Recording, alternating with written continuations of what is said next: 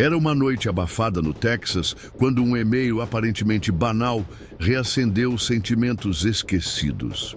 Uma mensagem curta, enviada por um antigo parceiro, virou faísca em pólvora emocional. A partir dali, desejo, ciúme e mentira se misturaram.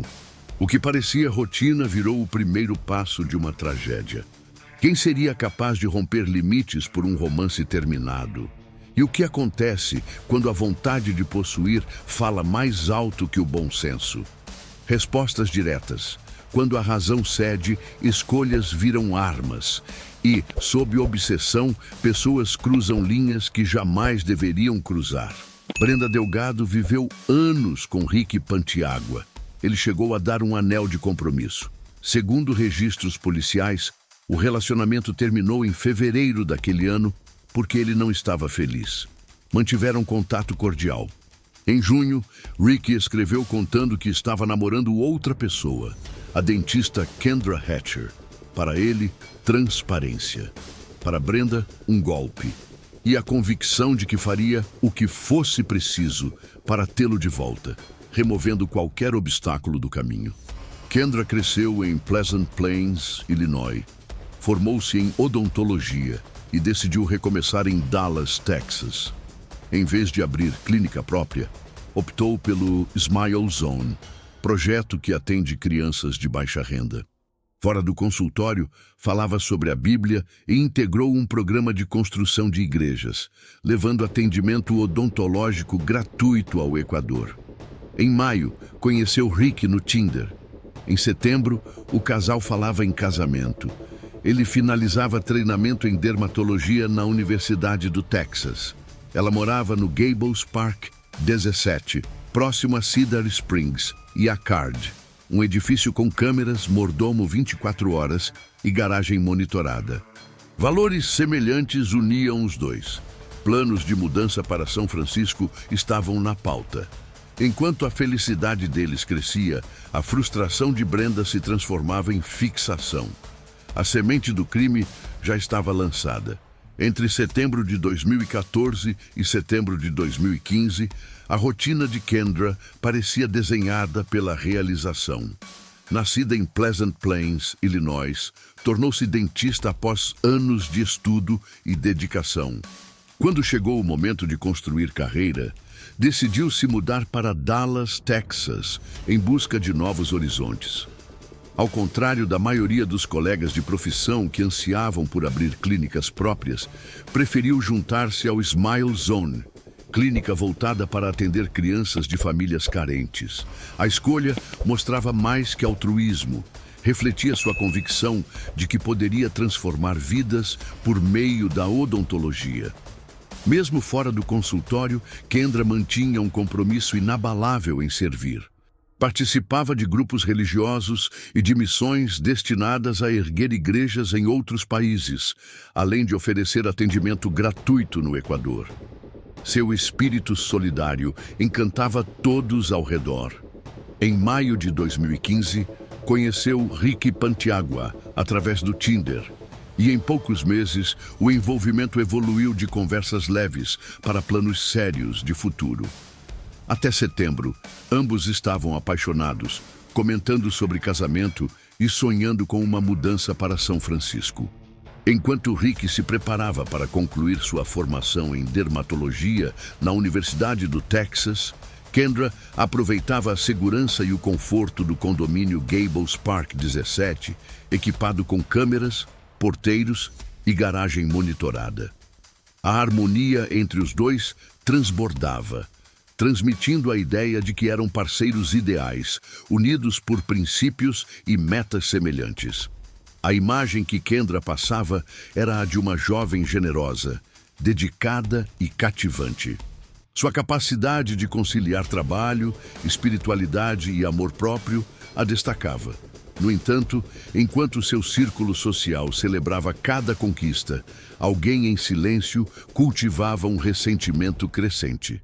Essa inveja silenciosa logo se tornaria a faísca que transformaria a felicidade em tragédia.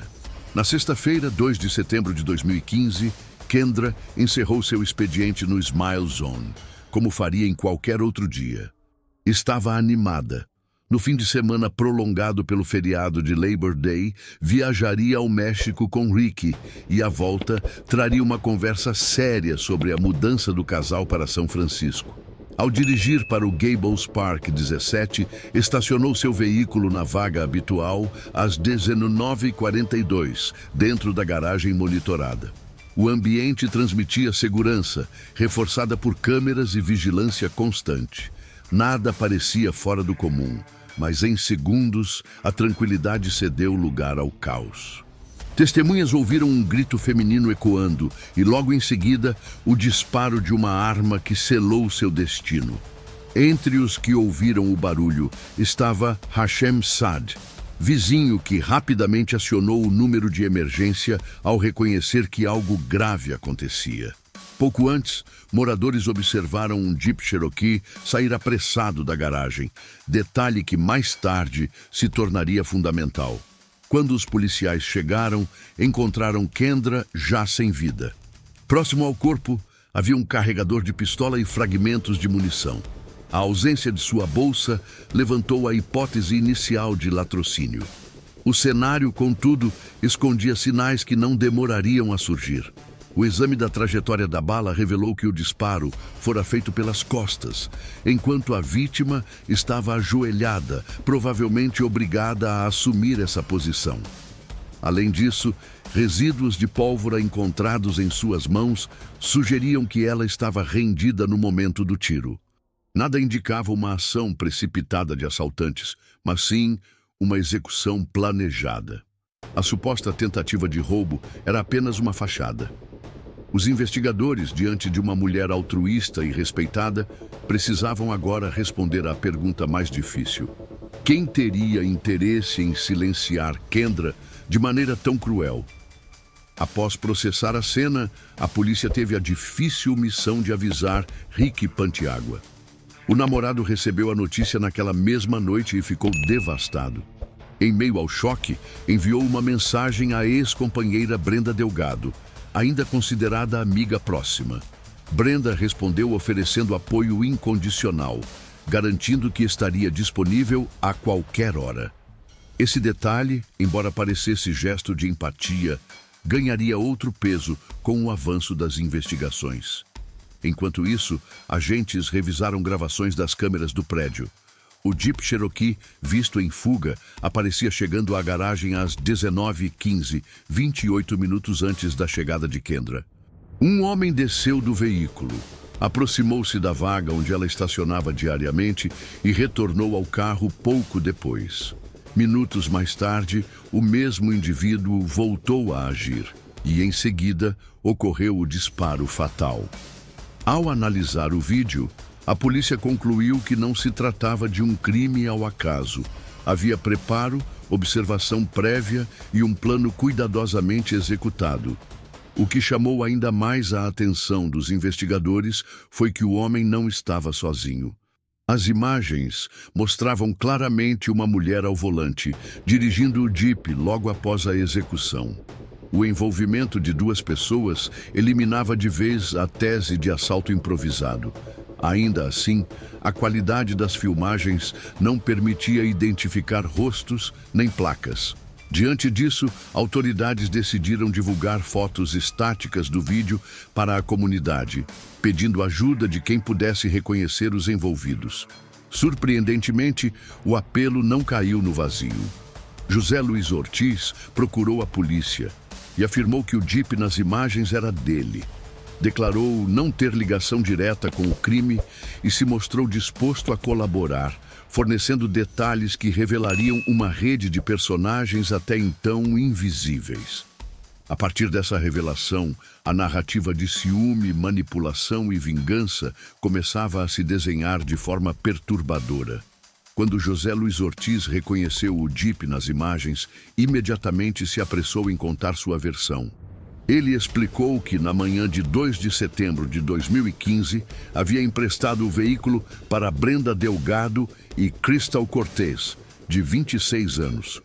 Segundo ele, as duas justificaram a necessidade afirmando que o carro de Crystal estava com o motor quebrado e que precisavam de transporte para o trabalho. A confiança de José o levou a entregar as chaves, sem imaginar as consequências. O combinado era devolver o carro no fim do expediente, e o encontro seria em sua casa. Porém, horas depois, Brenda mudou os planos e sugeriu que se encontrassem em um restaurante da rede Chili's. Quando José chegou, não encontrou nem o Jeep, nem as duas mulheres. Apenas mais tarde, à noite, o carro foi devolvido. Nesse intervalo, Ortiz já havia tomado conhecimento do assassinato de Kendra. Ao ver as imagens divulgadas pela polícia, confrontou Brenda sobre a semelhança do carro. Ela tentou acalmá-lo, dizendo que não era o veículo dele, apenas uma coincidência. Pouco depois, mudou a versão e afirmou que Crystal havia ido até a garagem de Kendra buscar produtos ilegais para terceiros. Essa sucessão de explicações contraditórias despertou a desconfiança de José, que passou a acreditar que o carro havia sido usado em algo muito maior do que imaginava. A situação piorou quando Brenda sugeriu que ele repintasse o Jeep para evitar associação com o crime, chegando até a oferecer dinheiro para custear a modificação. José percebeu então que estava diante de uma armadilha. Se permanecesse em silêncio, poderia ser acusado de cumplicidade. Se falasse, corria risco de retaliação. Optou por limpar seu nome e procurou as autoridades, relatando cada detalhe. Foi nesse depoimento que Brenda Delgado passou a ocupar oficialmente o centro das atenções da investigação. Após o depoimento de José Ortiz, os investigadores voltaram suas atenções diretamente para Brenda Delgado. Quando foi localizada e levada para depor, apresentou-se calma, quase ensaiada. Negou qualquer envolvimento, afirmando nunca ter ouvido falar de Kendra Hatcher. Disse ainda que tinha um álibi, estava justamente no Chili's durante o horário do crime e que Ortiz poderia confirmar. Para reforçar sua versão, mostrou recibos do restaurante, alegando que sua rotina naquele dia era prova de inocência. A polícia, no entanto, percebeu que havia contradições. Brenda admitiu que esteve com Crystal no momento em que pegaram o Jeep emprestado, mas alegou que foi apenas um favor inocente, sem ligação com a tragédia. Seu tom frio e a forma calculada de responder aumentaram as suspeitas de que havia muito mais por trás de suas palavras. A situação mudou drasticamente quando os investigadores chamaram Crystal Cortez. Em um primeiro momento, Crystal tentou criar uma narrativa mirabolante. Contou que havia sido obrigada por um homem armado a dirigir até a garagem de Kendra com seu filho no carro. Rapidamente, os agentes descartaram essa versão, pois não havia registro da presença de uma criança nas filmagens. Confrontada, ela alterou a história, admitindo ter levado um homem para cometer um roubo a pedido de Brenda, mas sem saber que o caso terminaria em assassinato. Essa confissão parcial já desmontava a estratégia de defesa de Brenda. Pouco a pouco, Crystal percebeu que seria impossível sustentar tantas mentiras. Pressionada, admitiu que Brenda foi a mentora do plano, descrevendo-a como a pessoa que orquestrou cada detalhe por vingança contra o relacionamento de Rick e Kendra. O nome de Brenda Delgado deixou de ser apenas suspeito. Agora era apontado diretamente como cérebro por trás de todo o crime. Conforme os depoimentos avançavam, os investigadores descobriram que Brenda nunca aceitou de fato o fim do relacionamento. Embora Rick acreditasse que a amizade havia se mantido, ela vivia monitorando cada passo dele. E-mails invadidos, conversas vasculhadas e até ausências no trabalho foram identificadas como parte de sua rotina de espionagem. O ponto de ruptura surgiu quando Brenda descobriu que o casal planejava férias no México e até uma possível mudança para São Francisco. Essa informação, retirada diretamente da conta de Rick, foi interpretada por ela como a prova de que havia perdido definitivamente o lugar que julgava ser seu por direito. Testemunhos também revelaram que Brenda havia cogitado diferentes formas de afastar Kendra antes de partir para a solução final. Chegou a propor a um primo, Moses Martinez, que atacasse a jovem com um taco de beisebol. Ele recusou.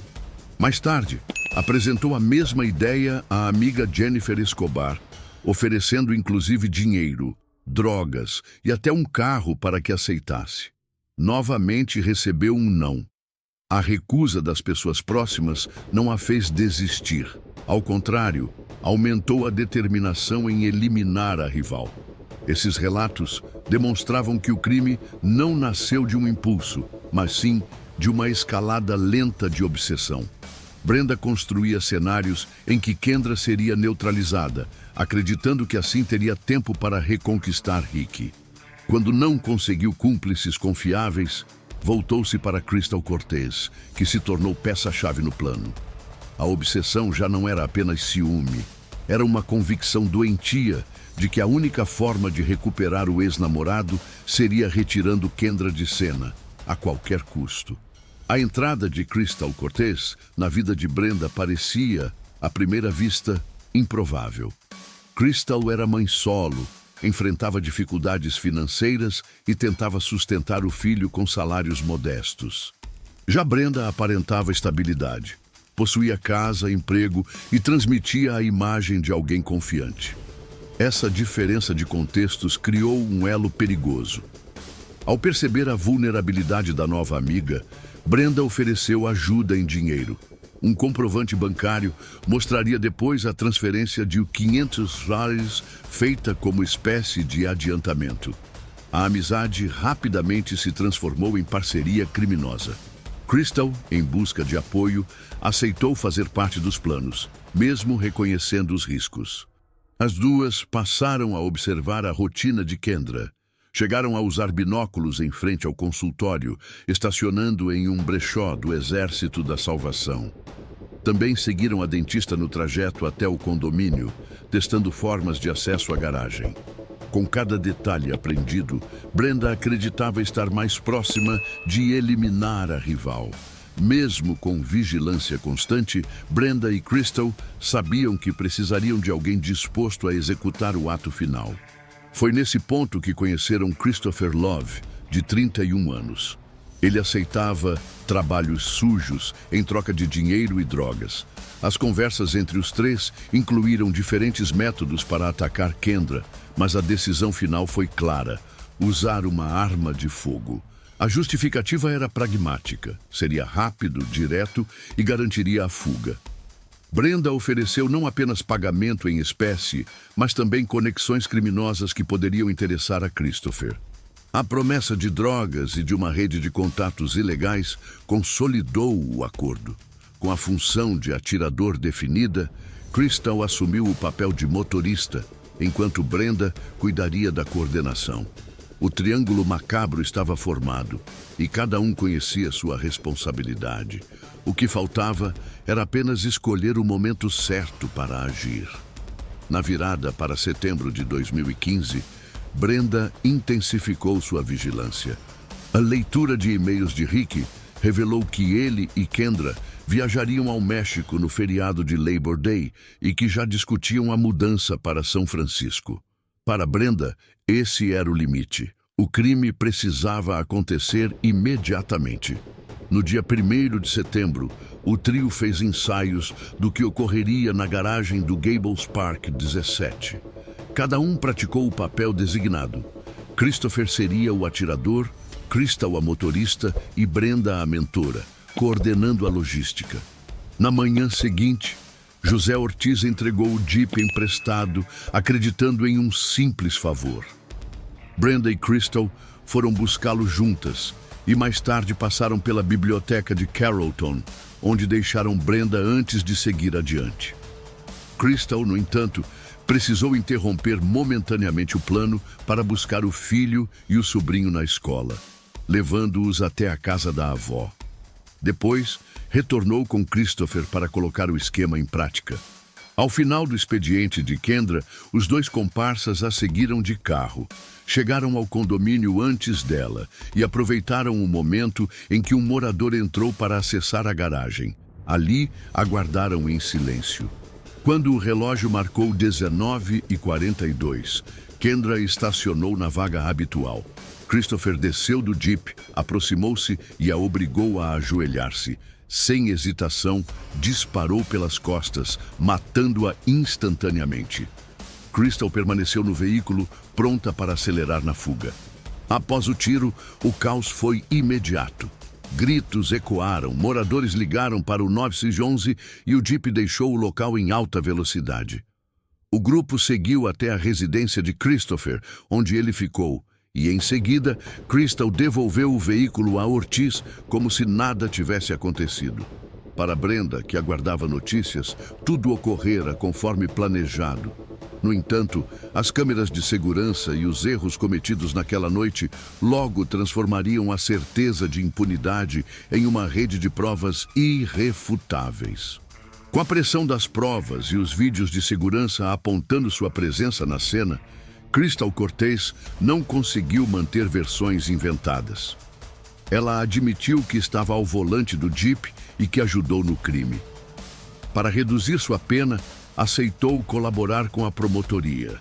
Revelou como conheceu Brenda, como os planos surgiram e de que forma Christopher Love foi recrutado para ser o executor. Essa cooperação mudou o rumo da investigação. Brenda deixava de ser apenas suspeita indireta para se tornar a mentora oficial do assassinato. Crystal detalhou encontros, valores pagos e até diálogos em que Brenda dizia que a única forma de recuperar Rick seria eliminar Kendra. Explicou que receberam os $500 de adiantamento e que Christopher receberia mais, além de drogas, após o serviço. Embora sua colaboração não a livrasse da prisão, foi suficiente para reduzir a pena de prisão perpétua para 35 anos. Enquanto Crystal cooperava, os policiais seguiram até Christopher Love. O ponto-chave foi a arma usada no crime, encontrada em seu carro. Confrontado, admitiu participação e confirmou que Brenda arquitetou todo o esquema. Apesar da confissão, sua sorte estava selada. O júri considerou que ele foi o executor direto do disparo que tirou a vida de Kendra. O julgamento levou à condenação máxima.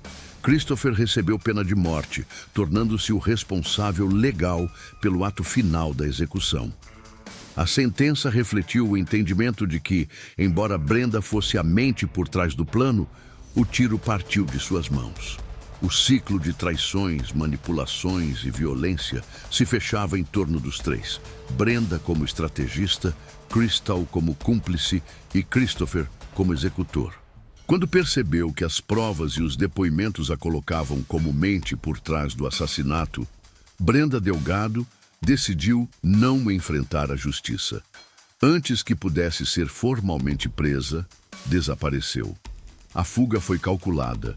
Cortou laços, abandonou rotinas e atravessou a fronteira em direção ao México. Durante 7 meses, conseguiu se esconder, usando familiares e conhecidos para manter-se fora do radar. O desaparecimento transformou a investigação em um desafio internacional, aumentando a frustração da polícia de Dallas, que já havia costurado toda a trama criminosa. A gravidade do caso levou o nome de Brenda a ser incluído na lista dos 10 fugitivos mais procurados pelo FBI, ao lado de criminosos perigosos. Para capturá-la, as autoridades anunciaram uma recompensa de $100 mil por informações que levassem à sua localização. Sua imagem passou a circular em noticiários, sites e cartazes. A caçada não era apenas por justiça a Kendra, mas também pela necessidade de mostrar que ninguém poderia escapar após orquestrar um crime tão cruel. Em abril de 2016, a busca chegou ao fim. Brenda foi encontrada em território mexicano, onde tentava viver discretamente. A prisão foi resultado de cooperação entre autoridades locais e o FBI. Para garantir sua extradição, os Estados Unidos se comprometeram a não aplicar a pena de morte, condição exigida pela legislação mexicana. De volta ao Texas, Brenda enfrentou o tribunal. Negou todas as acusações, insistindo em uma versão alternativa em que não teria envolvimento direto. Contudo, os jurados foram categóricos. As provas e os testemunhos confirmavam que ela foi a arquitetora do plano. A sentença foi clara e definitiva: prisão perpétua sem direito a condicional. Com isso, a longa perseguição chegava ao fim, mas a dor provocada por sua obsessão permaneceria para sempre entre familiares e amigos de Kendra. Com a condenação de Brenda, Crystal e Christopher, a justiça parecia ter cumprido seu papel. No entanto, para os que conviveram com Kendra Hatcher, nada seria suficiente para preencher o vazio deixado. Amigos relataram mudanças profundas em suas próprias vidas. Tammy Patano, colega de faculdade e amiga íntima, confessou que perdeu parte da alegria com que encarava o mundo. Disse não ser mais tão sociável, vivendo sob a sombra do medo. Até pacientes de Kendra sentiram a ausência. Muitos não conseguiam compreender como alguém tão generosa havia sido arrancada da vida de forma brutal por estranhos movidos por inveja e ódio. As cicatrizes não se limitaram à família. O círculo profissional e religioso de Kendra também se abalou. Pessoas que antes a viam como exemplo de dedicação e fé passaram a lidar com a incerteza do amanhã. A sensação de vulnerabilidade atingiu até aqueles que apenas a conheciam de vista. O crime, mais do que encerrar uma vida, feriu a confiança coletiva. Apesar da tragédia, a imagem de Kendra continua viva na memória de quem cruzou seu caminho. Sua decisão de atender comunidades carentes, suas viagens missionárias e seu empenho em espalhar cuidado e fé são lembrados como sua verdadeira herança. O contraste entre sua bondade e a crueldade do crime reforça ainda mais o quanto o mundo perdeu com sua partida. Do outro lado, Brenda Delgado permanece em cela perpétua, pagando o preço por nunca ter aceitado o fim de um relacionamento. Christopher aguarda a execução de sua sentença capital, enquanto Crystal cumpre pena longa. Cada um carrega o peso de escolhas que transformaram um triângulo de ressentimentos em tragédia nacional. O caso de Kendra Hatcher ecoa como alerta. O ciúme, quando alimentado pela obsessão, pode se tornar arma devastadora. Mas que estatística criminal! A história mostra que um instante de descontrole pode alterar para sempre o destino de famílias, comunidades e até cidades inteiras. Esse foi apenas um dos muitos casos sombrios que vamos revelar por aqui. Se inscreva no canal, ative o sininho e não perca nada. E me diz nos comentários de onde você acompanha essa história.